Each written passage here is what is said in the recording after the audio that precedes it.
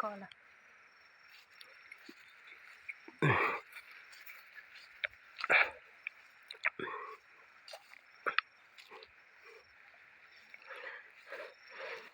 আজকে আবার ঘুরতে এলাম। গতকাল যে আসছিলাম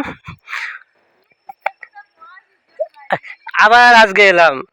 কেন যেন না এসে থাকতেই পারছি না, আমাকে প্রকৃতির টানে আমাকে আসতে হচ্ছে। কারণ এখানে প্রকৃতি মানে কি, গাছপালা আমাকে আকর্ষণ করছে, বারবার বলছে এসো এসো আর একবার দেখা করে যাও।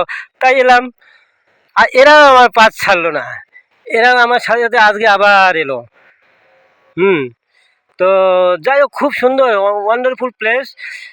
দেখতে পেন গাইস, কোনো দিন যদি ধুপগুড়িতে আসা যাওয়া করেন তবে অবশ্যই খট্টিমারি অঞ্চলে এসে এই সব দৃশ্য দেখে যাবেন। অপূর্ব সুন্দর জায়গা আমার কাছে। আমরা যে গ্রামগঞ্জে থাকি, গ্রামে যে এত সুন্দর দৃশ্য পাওয়া যায়, এত সুন্দর সিনারি আছে, এইটা না আসলে বুঝবেন না। আমরা হয়তো অনেক জায়গায় যাই যেখানে পাহাড়ি অঞ্চল, সেখানে তো অনেক কিছু পাবো, কিন্তু বিনা পাহাড়ে এত সুন্দর যে ভিউ রয়েছে, এটা হয়তো অন্য কোথাও দেখা গেলেও এই জায়গাটা অপূর্ব সুন্দর লাগছে আমাকে।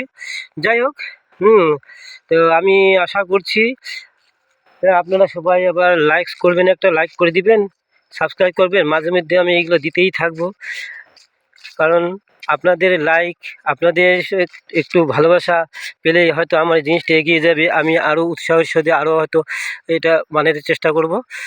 আপনাদের উৎসাহে আমার সমস্ত কিছু আরও জিনিসটা বেড়ে যাবে।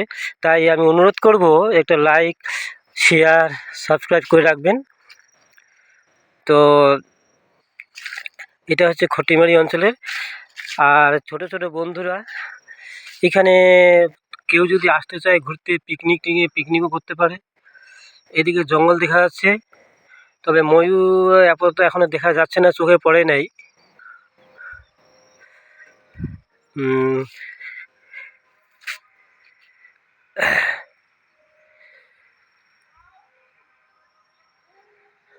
হুম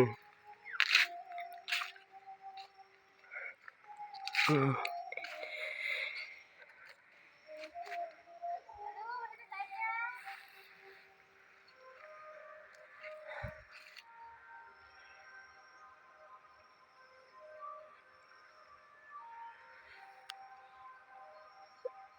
অপূর্ব সুন্দর গাছপালা, নদী এবং নালা। গাছপালা, নদী, নালা, হ্যাঁ, অপূর্ব।